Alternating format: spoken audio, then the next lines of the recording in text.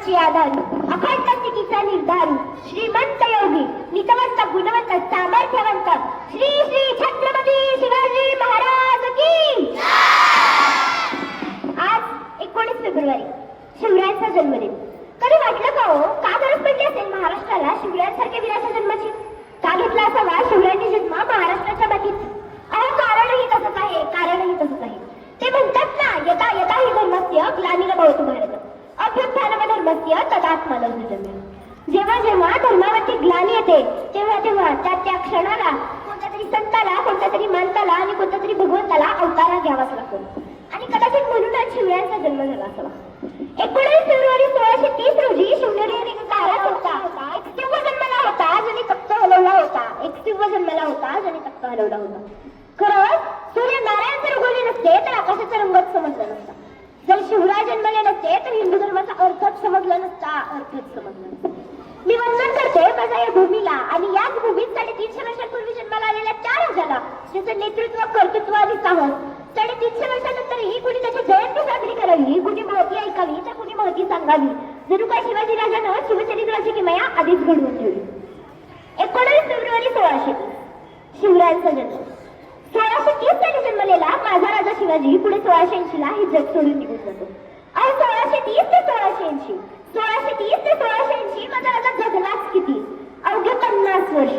पण हीच 50 वर्ष असं काही जगला की पुढची उभी 50,000 वर्ष उभा स्वराज्याचं दान महाराष्ट्राच्या पदरात घालून दिलं. आणि म्हणूनच मला असं वाटतं, आम्ही म्हणतो ना, हिंदवी स्वराज्य व्हावे इथं श्रींची इच्छा.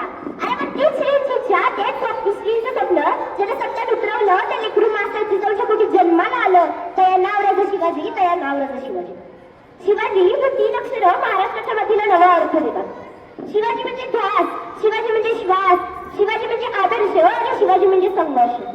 आपल्या महाराष्ट्रातील प्रसिद्ध साहित्यकार विष्णुशास्त्री चिपळूणकर असं सांगतात की शिवाजी हे सर्वोच्चतेचं प्रतीक आहे आणि म्हणूनच मला मराठी भाषेतील शिवाजी व्हायचंय. अहो एवढंच काय तर जगद्गुरु तुकोबा आहे शिवरायांना पाहून असं म्हणतात, शिवाजी जय नाम ठेविले पवित्र छत्रपती सूत्र विश्वाचे. या ओळीचा अर्थ असा की राजे शिव तुमचे नाव पवित्र आहे आणि तुम्हीच आमचे पालनहार म्हणजे छत्रपती आहात, छत्रपती आहात. आपल्या महाराष्ट्राच्या मातीचं भाग्यच म्हणावं की शिवाजी नावाचा एक रत्न या मातीत जन्माला आला. ज्यानं हिंदवी स्वराज्याची घडी उभारली, ज्यानं आया बहिणींची अब्रू राखली, परत स्त्रीला सुद्धा मातेसोबत वागणूक देणाऱ्या छत्रपती शिवाजीराजाच्या आयुष्यातील एक प्रसंग मला तुम्हाला सांगावा असं वाटतं. महाराज कर्नाटकाच्या मोहिमेवरून महाराष्ट्रात परत येत होते. तेव्हा तिथे बेलवाडी नावाचं एक छोटंसं गाव होतं. त्या गावात एक छोटासा किल्ला होता. त्या किल्ल्याची ठाणेदारी मल्लम्मा देसाई नावाची एक स्त्री होती. गडाच्या जवळ मावळ्यांना जाताना पाहून मल्लम्माला वाटले की आपला गड बळकवण्यासाठी आले आहेत, म्हणून तिने त्यांच्यावर हल्ला केला. तिथे त्यांची छोटीशी लढाई झाली आणि त्यामध्ये मल्लम्माचा पराभव झाला. मावळ्यांनी ठरवलं की मल्लम्माला कैद करायचं आणि शिवरायांचं गुरु बघायचं.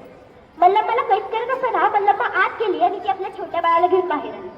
मावळ्यांनी मल्लम्माला कैद केलं आणि शिवरायांचं गुरु बघितलं. शिवरायांना पाहून तिच्या मनात विचार आला की जसा प्रत्येक राजा आपल्या गुन्हेगाराला शिक्षा देतो तसा हाही राजा मला आणि माझ्या बाळाला शिक्षा देणार. आणि म्हणून ती भयभीत झाली. शिवरायांसमोर नतमस्तक होऊन म्हणाली, राजा मी तुमच्या गुन्हेगारावर जी काही शिक्षा द्यायची असेल ती मला द्या, पण यात माझ्या छोट्या बाळाचा काहीही दोष नाही. हे ऐकून महाराजांनी स्मितहास्य केले. तरी मल्लम्माच्या बाळाला उचललं आणि मांडीवरती बसवलं. त्याच्या डोक्यावरून प्रेमाने हात फिरवत महाराज म्हणाले, हा जो आमच्या मांडीवर दिसत आहे ना, हा आमचा भाचा आहे. अहो म्हणजेच तुम्ही आमच्या बहिणी झालात. आणि कोणता भाऊ आपल्या बहिणीचे राज्य बळकावून घेतो? अरे बहिणीचं राज्य बळकावून घ्यायचं नसतं तर बहिणीला राज्य द्यायचं असतं. शिवरायांनी फक्त तिला तिचं राज्यच परत नाही केलं तर तिला पांगडी सोयी देऊन सुखरूप तिच्या घरी पोहोचवलं. जिजाऊची शिकवण, जिजाऊचे विचार आणि जिजाऊचे संस्कार शिवरायांना आदर्श राजा बनवण्यासाठी खूप कामी आले. आणि म्हणूनच म्हणावं असं वाटतं, वाघाची चाल, गरुडाची नजर, स्त्रियांचा आदर आणि शत्रूचे मर्दन, हेच असावे मावळ्यांचे वर्तन. हीच मासाहेब जिजाऊची शिकवण, मासाहेब जिजाऊची शिकवण. आपण माझ्या शत्रुकी समरांची योजना स्वीकारली याबद्दल मी आपले आभार मानते. व्यासपीठाची रजा घेते. जय हिंद, जय महाराष्ट्र, जय जिजाऊ, जय शिवराय.